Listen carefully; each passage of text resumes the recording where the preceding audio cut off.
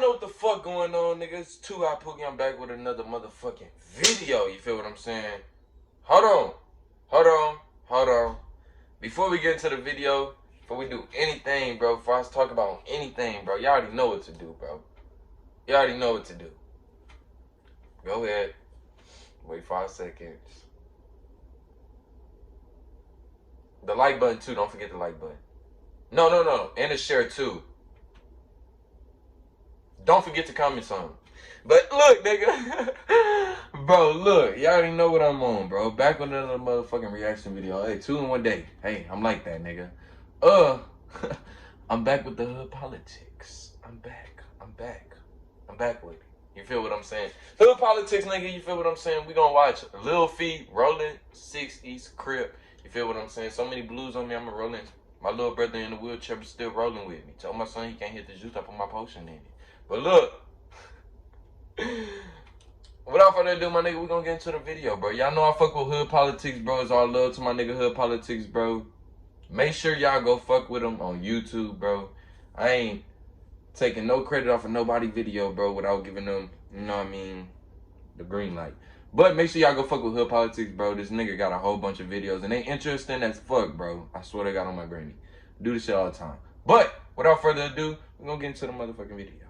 Before I start this video, I just want to say thank you for sticking with the channel during my hiatus. I've been dealing with some personal issues, and I appreciate your continued support. Okay, also, Hood Politics doesn't have any social media. No, just like I got a girlfriend. No Twitter, no Instagram, and no TikTok. Okay. Any page claiming to be affiliated with Hood Politics is an imposter. What's going on? Welcome to Hood Politics. Oh, I was like, what the fuck? In this episode, I will be discussing Taekwon Cox, also known as Lil Feet. The facts of the case are as follows. In the 1980s, Los Angeles was a war zone. The gang wars and the drug wars had become intertwined and turned the city into a bloodbath. The drug money funded the arms race, so gang members went from handguns to fully automatic AK-47s, seemingly overnight. The nightly news and morning paper was filled with stories of robberies, assaults, and murders. Gangs had the city under siege, and one of the most notorious gangs were the West Side Rolling 60s, neighborhood Crips. Okay. Among the ranks of the Rolling 60s was a young man named Taekwon Cox, also known as Lil Feet. During his teenage years, Lil Feet developed a reputation for violence. He was no stranger to gunplay and would regularly have shootouts with rival gangs, such as the A-Tray Gangster Crips. Monster Cody, who was a reputable member of the A-Tray Gangster Crips, spoke about having numerous run-ins with Lil Feet in his book titled Monster. Hold on, bro. I ain't even gonna pause the video. Don't get on my ass, bro. Don't talk about I'm trying to help you, bitch. You don't care about my help. Everybody gonna die anyway, so fuck you talking about. Another A-Tray member named Lil Harv went to the intersection of Florence Avenue and Main Street to watch some street races. After getting some food from the Golden Ox restaurant, they walked across the street to Winchell's Donuts and talked to Twin and Baby Gangster from Santana Block. They then returned to their vehicle and started eating. Shortly afterwards, Lil Harv noticed Lil Feet and a group of Rolling 60s walking nearby. Lil Harv wanted to leave, but Monster got out of the car, yelled gangster, and opened fire on the group. Monster said initially Lil Feet was the only one shooting back, but then the other Rolling 60s also opened fire, and Monster was forced to retreat. Although Lil Feet was well known on the streets of Los Angeles, he would gain national attention after being charged with the unthinkable. On Friday, August 31st, 1984, at around 6 a.m., Darren Williams and Horace Burns arrived at the home of a woman named Ida Moore. A woman named Lisa Brown was at the home as well. Williams used Moore's phone and then asked to borrow her van. Williams sent Burns to pick up Lil Feet. Shortly afterwards, the group piled into Moore's van. Moore drove, Brown sat in the passenger seat, and Williams, Burns, and Lil Feet sat in the back. Williams directed Moore to 59th Street and began looking for an address that he wrote on a piece of paper. When Williams located the home, he told Moore to park down the street and leave the engine running. Brown heard one of the men say they were going to kill everybody in the house. Williams told Moore, Brown, and Burns to stay in the van and keep lookout while he and Lil Feet exited the van and walked towards the home. Moore noticed Williams had a gun in his waistband, and she saw Lil Feet carrying something wrapped in a jacket. After the two men entered the home, Moore and Brown said they heard the sound of gunfire. A couple of minutes later, Williams ran back to the van holding a gun. About a minute later, Lil Fee ran to the van and said, "I just blew that bitch head off, so drive." Moore then sped away. Williams had Moore drive to the intersection of Vermont Avenue and Gage Street. Williams told Moore and Brown not to say anything about what just happened. The three men then exited the van and went into a building called the Vermont Club. Moore and Brown returned to Moore's house. Shortly afterwards, detectives arrived at the scene of the shooting and began their investigation. When they entered the home, they discovered a house of horror. A 57-year-old woman named Ebra Alexander was sitting at her kitchen table drinking a cup of coffee when she was shot multiple times in the head. Ebra's 23-year-old Hey, I ain't gonna lie, bro. You don't get no was lying in points, bed bro. when she was I'm gonna shot put y'all 3 niggas on right times now, bro. in You the don't get head no and neck. points for 10-year-old killing Damani and somebody 3-year-old who David were can't also fucking, laying in bed you know what I when mean, they were try to shot kill and you killed. back, bro. Ebra's That's a 14-year-old fucking lady, son bro. Neil awoke when he heard a 50-some-year-old lady. scream and the sound That's of a some gunshot. He weak saw ass one shit of in the my gunmen opinion. standing over Dietria's bed and jumped on his back, and the two began fighting over the gun. The gunman fell on the trunk near the door, but quickly regained control of the gun. The gunman then hit Neil in the face, and Neil fled out the back door to call for help. Ebra's grandson Ivan was also in the home at the time of the shooting and hid in the closet when he heard the sound of gunshots. Investigators began to sweep the neighborhood in search of potential witnesses. Neighbors that witnessed Williams and Lil Fee running from the home She did gave what her last name investigators and I know she descriptions said as no, well as no, a no. description of the van.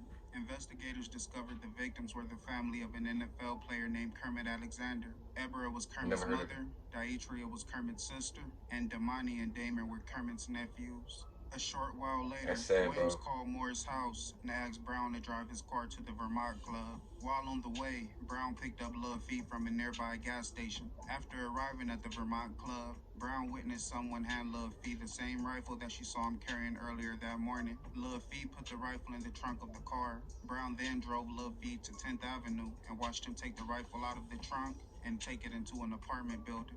A few minutes later, he returned to the car without the rifle.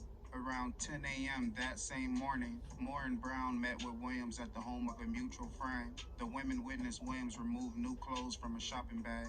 Williams gave Moore $50 and asked her to buy him some personal items. He gave her another $5 for gas, and he gave Brown $20. That afternoon, Lil Fee bought a 1975 Cadillac for $3,000, paying for it in $20 and $100 bills. The next day, Williams made a $1,500 cash down payment on the car for his wife. During this time, a man named James Kennedy was the subject of our narcotics investigation. Nearly a month after the murders, on September 27th, police recovered a .30 caliber rifle from Kennedy's apartment. Kennedy decided to cooperate with law enforcement and went on to tell them what he knew about the murders. Kennedy could not Snitch rat. but he told investigators that Lil Fee arrived at his apartment one morning with the rifle wrapped in a jacket. He went on to say that Lil Fee told him to destroy the rifle and to wash the jacket because it had gunshot residue on it. Kennedy also went on to say that he did see a young woman sitting in a car in front of his building waiting for Lil Fee. Kennedy recalled giving the jacket to a sister and telling her to wash it, but he decided not to destroy the rifle and hid it in a bush near his apartment. Investigators compared bullet fragments from the rifle to bullet fragments recovered from the scene of the murders. Many of the fragments matched, although some fragments were too damaged to call a match. Shortly afterwards, Lil Fee was arrested. While in jail, Lil Fee called a woman named Cassandra. He asked her if the police found the gun that he gave Kennedy. She said she didn't know. During this time, investigators had already spoken to multiple informants and witnesses. They also arrested Moore, Brown, Burns, and Williams. Damn. Investigators discovered that the gunmen were hired to kill a woman inside of the home, but there was a problem. They went into the wrong house. The address was read wrong, and the actual home they were looking for was a few doors down. There was a story circulating that the botched hit was ordered due to a drug debt, but that proved to be false. The official story is that a woman was shot inside of the Vermont Club, so the business owner paid the gunman to kill the woman in order to prevent a $2 million lawsuit. The defendants refused to testify against the owner of the Vermont Club, so investigators couldn't pursue murder for hire charges due to lack of evidence. During the That's trial, crazy. prosecutors painted Lil Fee as a stone cold killer and a gang member with little regard for human life. The prosecution presented a stack of evidence against Lil Fee, including testimony and written statements from Moore, Brown, Kennedy, and others. Witnesses that saw Lil Fee running from the Alexander residence after the shooting.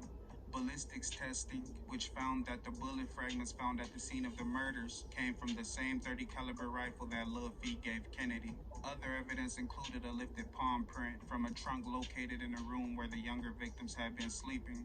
Two experts concluded that only Lil Fee could have made that print. Ebera's son, Kermit Alexander, and two of her daughters, Geraldine Alexander, who was Damani's mother, and Daphne Bonner, who was Damon's mother, testified that they never seen Lil Fee in their mother's house. Bonner also testified that Dietria had bought the trunk 2.5 weeks before the shooting, so there was no way Lil Fee could have touched that trunk outside of the time of the murders. Prosecutors also presented evidence of two robberies that Lil Fee was involved in as a juvenile. One of the robberies occurred in May of 1981. Lil Fee and another teenager carjacked a woman named Rosalind at gunpoint as she waited for her son after school. Lil Fee led police on a high-speed chase for half an hour until he crashed into a light pole. Police found a .32 caliber pistol in the car. The other robbery occurred a month earlier when Lil Fee and another person approached 3 junior high students. Lil Fee hit 2 of them with fists and a piece of a mop handle and demanded money from the group. The defense presented evidence of Lil Fee's upbringing as a reason for his actions. The defense stated that Lil Fee had been virtually abandoned at an early age. He had very little contact with his father, and his mother had a drinking problem and had gone to prison for a bank robbery. Some of Lil Fee's family members testified on his behalf. His younger sister, Adrena Myers, called him a great big brother and said that her and her siblings had a rough childhood. His younger brother, Demontre Cox, told the court that their mother was an abusive alcoholic and that Lil Fee ran away from home after she threw a vase at him. He went on to say that Lil Fee urged him to stay away from gangs and told him to stay on the right path. His grandmother, Audrey Martin, told the court that he was skilled at sports and that he was a good person. His great-grandmother, Annie Ellsworth, told the court that she was Lil Fee's primary caregiver. She put him in the Boy Scouts, gave him an allowance, a bike, and also gave him money to buy a car. Grandma's always One of Lil there. Fee's junior high school teachers was a man named Donald Baker. Baker described Lil Fee as skilled in athletics and capable of getting good grades. The teacher went on to say that the pressure from the neighborhood gangs was a serious distraction to male students, especially those without strong role models. One of the junior high administrators was a man named Horace Anderson. Anderson also felt Lil Fee had been a good student until it appeared that he joined the gang. He began having behavioral problems, which led to his expulsion from the school. Ultimately, Lil Fee, Darren Williams, and Horace Burns were found guilty with the murders of Ebera Alexander, Dietria Alexander, Damon Bonner, and Damani Gardner. On September 19, 1985, Horace Burns was sentenced to life in prison without the possibility of parole. On July 23, 1987, Darren Williams was sentenced to death and sent to death row at San Quentin State Prison. Damn. On April 30th, 1986, Lil Fee was sentenced to death and sent to death row at San Quentin State Prison. While in San Quentin, Lil Fee became the subject of even more controversy. In 1988, there was a power struggle taking place among the Crips in San Quentin. On one side, there was Lil Fee, and on the other side, there was Stanley Williams, also known as Tookie, an early member of the Crips that sat on death row for committing 4 murders in February and March of 1979. At one time, Lil Fee and Tookie shared a close friendship, but that all changed due to ego and prison politics. Tookie reportedly wanted Lil Fee to stab Darren Williams because Tookie believed that Williams was an informant. Lil Fee refused. Lil Fee understood that defying orders from Tookie would likely get him attacked, so he went on the offensive. On October 10, 1988, Lil Fee slashed Tookie with a shank across his neck while on the exercise yard that they both had been assigned to. One of the correctional officers in the gun tower witnessed the attack and ordered everyone to the ground. Lil Fee was seen throwing a 4.5-inch blade near the yard's basketball court immediately after the attack. Tookie survived the attack with relatively minor injuries and told prison officials that he didn't know what happened and he couldn't remember anything. Shortly after the attack, News began to spread throughout the streets of Los Angeles that Tookie had been stabbed and killed while on death row, and that Lil Fee was responsible, which created conflict between multiple gangs. Back in San Quentin, the Crips were forced to pick a side. Most gangs that were loyal to the Neighborhood Crip Alliance sided with Lil Fee, while the other gangs such as Hoovers and Gangsta Crips mostly sided with Tookie. Shortly afterwards, the two groups were placed on separate exercising yards in order to prevent any further attacks. The two groups were also given grade B status, which is basically administrative segregation for death row inmates. In July of 2000, Lil Fee was on the Crip yard along with two other death row inmates named Noel Jackson and Paul Tuliapa, also known as Roscoe. Shortly after noon, the group unraveled a 4-foot section of a chain-link fence along the yard. The group went through the fence and made their way towards the adjustment center. Shortly afterwards, a corrections officer noticed the unraveled fence and sounded the alarm. Another corrections officer spotted the group as they were on the walkway to the adjustment center. The prison was locked down and the group became trapped on the walkway. Other corrections officers arrived at the scene and ordered the group to stop while aiming non-lethal guns and tasers at them. The men surrendered and were handcuffed and taken back into the prison. When interviewed by prison investigators, Roscoe said the group never intended to escape. They just wanted to kill every guard that they were able to get their hands on. I want to thank you guys for tuning in. Please like, comment, That's and crazy, bro. subscribe. That's crazy. So pretty much, bro, for some of y'all niggas who don't get it, bro, these niggas ran up in somebody's house, bro. Wasn't the right house. Just ran up in somebody's house, didn't check the address, none of that shit, bro. These gotta be the most stupidest criminals, bro. But ran up in the house, shot the lady, bro. Wasn't the right lady. Mission failed, nigga. You killed the wrong person, bro. Then you killed more people with that lady. You know what I mean? You fucked up, bro. You fucked up. These niggas, they in life. That's their life, jail, nigga. Don't be like these niggas, bro. Move smart. Move smart. That's one thing I can tell y'all. But I ain't see this video with I'm watching this shit live with y'all niggas, so it's like, damn, bro, like, that's crazy, bro. You can be free one day and then the next day you can be locked up, nigga. Better just think before you move, bro. Simple. But that's gonna be the end of the video, nigga. Make sure y'all like, comment, subscribe, do all that shit. Until next time. Oh, hold on. 200 subscriber giveaway. Give me to 200. Let's get it. Until next time, y'all stay tuned, gang.